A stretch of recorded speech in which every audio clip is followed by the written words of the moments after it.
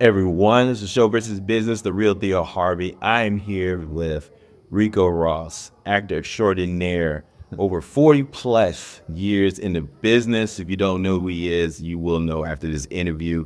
We'll have some show notes later. But Rico, man, this is amazing. I get a chance to talk to you about your industry knowledge as not just an actor, but producer, understanding the business. My listeners like to just know, or viewers like to see things around like what's behind the scenes, right? We love these shows and these things, but what's really driving the business? So let's start there. First of all, what have your thoughts have been just like working from top-notch producers, directors on the business side? How do they produce great content like Tyler Perry and other individuals? What are your thoughts on what makes them successful and getting great content and getting people to view the content? I've worked with everybody from Stanley Kubrick to James Cameron to Tyler Perry, and there is one common denominator. It seems that all of these individuals, they have a vision, and their vision is almost uncompromising.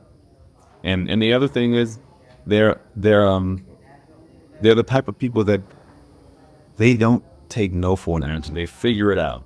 No to those type of people, to a bunch of successful people, means not yet. That's what no means to them, not yet. And then they're flexible enough, because one of the things about most industries is technology. Technology kicks in.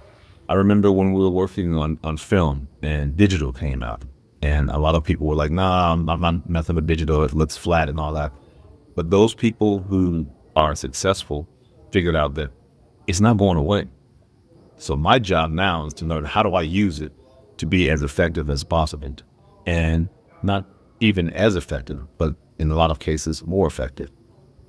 Digital came in, it was so easy to edit. You could shoot in the daytime and you can make it nighttime. If there was something in there that you didn't like, you could remove it. And so those people who advanced forward were the ones who could change and adjust to this new style of film. Now we have AI. It's a whole new thing now. And people are finding it very difficult to meet this challenge. But the thing about technology is, you can slow it down, but you can't stop it. And so what's going to happen is those people that learn how to use it are going to be the ones that are going to be successful. Yeah, I love that. Yeah, technology is always evolving in the entertainment world. I mean, so, as one who creates characters, right, making these words live, if you will, right, written word, making a live person, you know, is this where we going for entertainment right now, right? People are watching like Mr. Beast videos, or they're watching reels or TikTok videos. That's entertainment now, not creating these amazing stories and characters.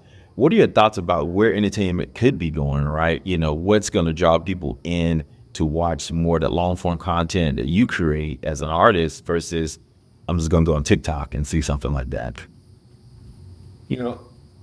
I think it doesn't have to be either or. I think there's room for all. And an example may be when special effects first started really taking off on 70s and 80s. People thought that, okay, no one's going to watch real stories anymore because they all want special effects. And what happened, there were people who liked special effects. Sci-fi really took off. But there were people who just liked simple stories. And so we found there was room for both. And I think that's going to continue to happen with technology. It's going to come. It's going to give us new tools to play with. We're going to use those. Some people are going to take those views and do extraordinary things with them. You'll see in sci-fi that you've never seen before, the type of, Jurassic Park, where you see these animals that look like they are, like you can touch them. And there's going to be an audience for that. But there are also still going to be an audience for simple stories, true stories about people, about humanity, about life.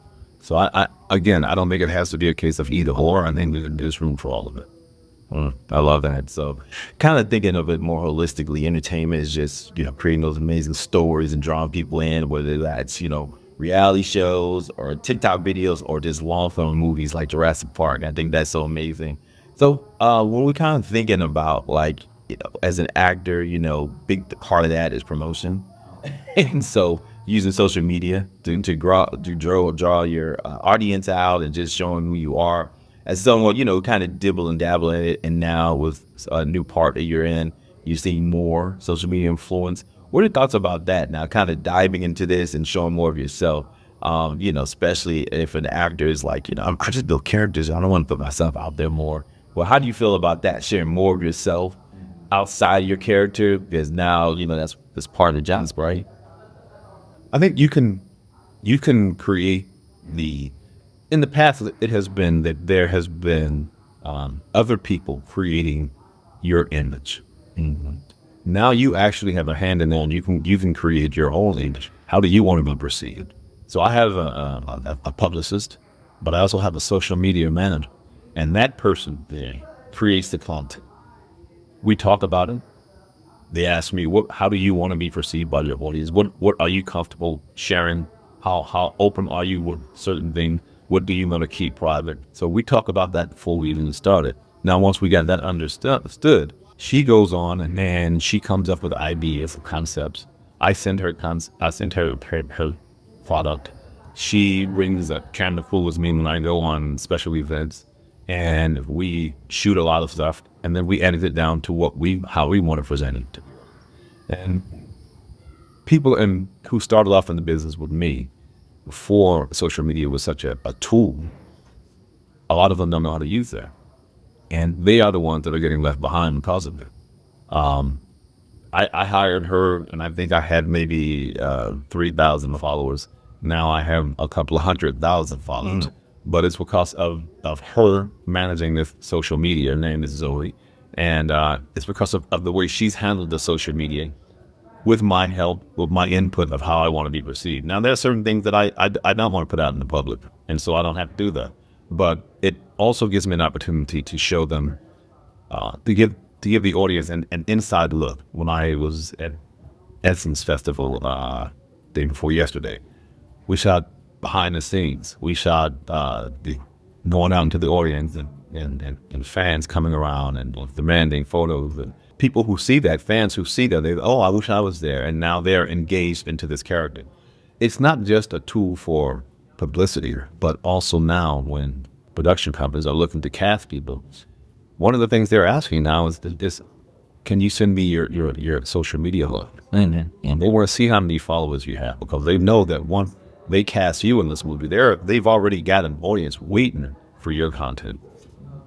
Wow, that's insightful. I mean, right? Because it's all about business is predictability. And if you have a big audience, millions of followers, hundreds of thousands of followers, that's a predictable model. You can put in a little calculator and figure out how many viewers they're going to get Before the project even starts. Yep. And that's very similar. I mean, you've done work in foreign markets, right? A lot of times they go to these big festivals and they pre-sell to different territories all these movies, right? And they get the money and so they can put their little model and say, oh, this movie's going to make this much, because movies, you guys didn't know, anytime it's a risky business. And from a business standpoint, you want to have as much predictability in that model. And so as an actor, or if someone is growing their presence, you want to have as many followers as you can to kind of de-risk that, right, if you will. So you kind of think about the future. I mean, obviously, you've been in the issue for like 40 years. You hear at this intersection where we're starting to get some growth and seeing opportunities for yourself. What does it look like for you from a business side, right? What's your thoughts of how, if you're building your media company now, shooting wire, right, production company, what are some of the things that you're putting into place that you can be successful for the next 10, 15, 20 years? I'll be honest with you. Right now, there are a lot of unanswered questions. There are a lot of unknowns. I had a conversation with Tyler Perry a few months ago, and Tyler was going to build this new soundstage, and it was going to be all that. And I think it was going to cost something like around $10 million or something like that. And someone sent him a scene. He watched this scene, and then he got back to the person. Oh, okay, I saw the scene, so good scene, but why did you send me this? And that person said, because everything you just saw has been created by a computer. There are no people there. Those are not their voices. They're not the real people. This is all AI. And with that information, Tyler closed down his shop for making that new soundstage. Because his view was that by the time this soundstage is built, it will already be archaic, because things are moving so fast. And so right now, What he's doing is he's sitting down and he's trying to wait and see the best direction to go using this new technology. And people are complaining about AI. A lot of people don't like it because it is taking so many jobs away, but it is also creating jobs. And those who know how to use it will be the ones who have found they have new jobs there. Those who don't use it, who ignore it, those would be the ones who are losing out. So it's like I said earlier, it's something that you can slow technology down, but you can't stop it. So you better learn how to use it. It's a tool like everything else. Yeah, I mean, is that something you're thinking about too? You know, you're thinking about the future of like new projects that not just that you're part of, but things that you're creating. Are you looking at, you know, investing in some AI tools and understanding how they could be useful and some of the things that you're thinking about? Like one of the tools, VO3, right, by Google, right? That's, I don't know, I saw some of the YouTube stuff. They actually have these person interactives where they're like, hey, I'm Jesus, right? I'm hanging with all the disciples, right? And it's like all AI. Have you seen those? Yeah. Those are amazing, man. I was like, I got wrapped in one. I was like, oh, that's Jesus. I never had a selfie. And so it's like these things are like proliferating everywhere. So, I mean, what are your thoughts on, like, you know, if you're putting your company together, right, you know, what are some of the individuals and people that you're trying to put on board to kind of get you to the problem? You know, a lot of people there's a lot of fear around AI. And I understand that. There's a lot of skepticism. But there's a lot of excitement about AI too. You're going to be able to do some amazing, amazing things. And that's the plus side. So for me, already I'm using it. There was a project that we're working on, and normally when you have a script, because everything starts with a script, and then if you cast it right, you can cast an actor that can breathe air into these words, and then all of a sudden it comes to life. But everything starts with the script. So we had this script, and it's a great script. We really liked it, but what we wanted to have coverage on. Coverage, for those who don't know, you have some professional read your script, and then they give you their thoughts about the script. And they will talk about why it has potential or why it doesn't have potential. They'll give you the pluses and the minuses. So the director, that I'm working with, he brought me the script written initially. He says, I'm going to have some AI done, I'll send it to you. So only some coverage done, I'll send it to you. So he sent me the coverage, and the coverage was so good. It made comparisons to other films. And I could tell whoever had read the script, they had a wide knowledge of the business, just from the references that they were pulling from. And they were telling us, giving me ideas of how we can, if we wanted to, not only make it a movie, but we could make it into a series, a TV series, because they gave us so much content. And I was listening to him, reading this, and I got back to him. I said, this is a great cover. This is some of the best coverage I've ever heard. Who wrote it? He says, this is AI. He says, this is all generated by AI. And that's why I was able to reach back and reference films that I had forgotten about, but were very, very similar to the project that we were working on. That's why I was able to tell us the potential of the voices that we were looking for. I mean, it was just so thorough. And so I say again, there's a lot of fear about the AI, but there's going to be a lot of benefits for the AI, especially when it comes to things like medicine. I read an article a few years ago that says that if you live another 10 years, chances are you could live to 100 to 150 and live a healthy life, a functional life, because technology is moving so fast in the medical industry, and we are solving problems, and it is accelerating as it goes on. So there's going to be some pluses too for those who fear technology. There's going to be a lot of pluses too for us. Yeah, Microsoft just announced that they had a new algorithm that was able to predict people with cancer like 4 times better than direct. Right. That was literally that sort of thing a week ago. So you hit the nail on the head. I mean, that's my other side business when I will focus on healthcare and technology and AI, but I'm telling you, right, you hit the nail on the head. I mean, so, you know, just wrap this up. I mean, you know, we talked about technology, healthcare, you know, we talked about AI and the influsion into the business of acting and just producing TV shows and things like that. My thing is, like, you know, I'm super excited about ownership and what does that mean from a business standpoint. We just had a big movie that just came out, Sinners, with Ryan Coogler, right? He owned the IP of that. He could, a revolutionary business deal. Did you see that? 25 years, right? You get ownership rights to that genre type of filmmaking. IP is everywhere. You know, I'm a Marvel guy, MCU guy.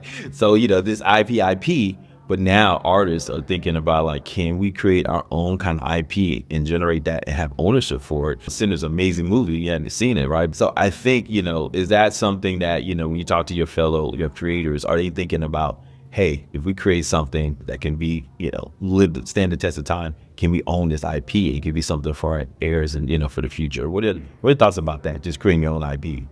You know, this is something that artists have always struggled with.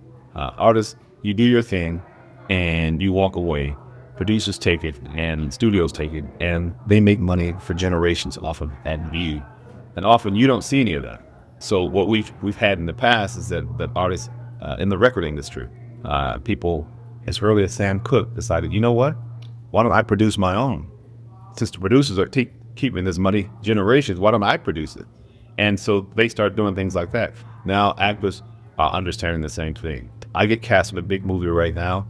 One of the first things I do is I become a producer on that movie. If I'm the number one spot, I become a producer. Now I'm getting 2 paychecks. What Ryan did was it was revolutionary for a black person to do this. It had been done before, where people had gotten the rights after 25 years for those rights to go back to the creator. It had been done before, but it had never been done by a young brother before. And so when he did it, it was all this news, and people were saying, well, why did he get to do this and this deal? No, it had been done before. It just hadn't been done for a young brother. And the young brother was smart. He understood his power. He understood what he brought to the table. And when you understand your worth, then you can negotiate different. So yeah, every project I do, if I'm number one on the call sheet, then I'm also getting the producer's credit. You can become an executive producer by just saying, you know what, Rico, I know I'm not in the business or anything, but I know Denzel, and I can get you a meeting with Denzel. So I go and I have a meeting with Denzel, and I said, Denzel, I've got this great movie, man, you can do. He's like, well, I love it. I want to do it. Well, now Denzel's doing the movie, but now you're a producer because you produced Denzel. Mm-hmm. So there's been cases where people have become producers and have wore this hat. But now young filmmakers are understanding their true value, and black filmmakers are understanding their true value, not because of any great humanitarian deed from the studios, but because they see when Sinners came out, people were shocked with the numbers at the box office, the people that saw it, the people that told because the best form of publicity is word of mouth. So people see the movie, and no matter what the critics say, if I see a movie and I love this movie and I go tell my friends and my friend goes see that movie and then they love it, they tell their friend, you've got it happening already. And the critics can say, oh, this movie was this or was that. People are going to come see it because people are talking about it. Ryan understood before he went in there, this script is special. His cast is special. He saw the draft of this film, and he saw the rough draft of it early on, and he knew that the audience would come back. And so he went to the negotiating table with that knowledge, and he negotiated well for him. Tyler Perry is another one. Tyler knows his audience are loyal, and when he puts something out, they're going to come see it. His job is not to disappoint, but he knows they're going to come see it. And with that knowledge, as you were saying earlier, before the movie is even made, you know that you're going to make X amount of money at least. Mm-hmm. And so with that knowledge, you got power. So I take my hat off to Ryan, and I take my hat off to people like Jordan Peele, these guys who are making horror films, which is something that the audience for horror films are so loyal. But now the audience for black horror films just as low, if not even more, because what they're doing is they're making these horror films, but they're also spicing it in with historical facts. So it's fiction and facts blend together, and audience love it. Well said. Well, hey, look, it's exciting time to be in the entertainment business and just understanding the business side of the show, right? And really understanding what the future looks like for you. So look, Rico, where can people find you? I know you're everywhere on social media, right? We're a great character out there, but where are you at? What's anything you want to tease out there in the next year or so, some projects and things like that? So you can contact me at Rico Ross, RICCOROSS, and that'll work for all the social media platforms. I've got about 5 projects in pre-production right now. One of the beautiful things about actually having a hit show, and this particular show, Beauty in Black, it wasn't just #1 in America. It was #1 globally. And what that means is you don't just look at the American market. You got all these other countries. You got all these other continents, the African continent, the Asian continent. You've got all these other continents where you can actually have fans, and that fan base is power. So with that in mind, being one of the main stars of the show, I know that I've got a following already. So projects started coming to me. So we've got 5 projects right now in pre-production. They're great projects. I don't want to talk too much about them because they're in such early stages. But it's a great time for me because I'm in this position, and what I often say to young people is once you're in a position where you have a sense of power and attention, it's your job to utilize that to the best of your ability. And so this is a time for me to create these projects to get them on so that I can follow it up with something else. We just announced yesterday that Beauty in Black will be airing its 2nd season on September 11th. We've already shot all 16 episodes. They're probably going to drop 8 of them and then wait for a few months and drop the other 8. But we've got that going. But I don't want to just rest on my laurels there. I want to actually come back with other projects that are going to supersede that and show other roles that I can really put my teeth into. Absolutely. Well, amazing. Thank you for your time, everyone. Thank you for listening. Hope you enjoyed this. We do things like this, breakdowns. We're going to try to do more of these interviews and things like that in the future. But if you like it, hit the like, subscribe, hit me up. Show versus business. Take care, everyone. Boom.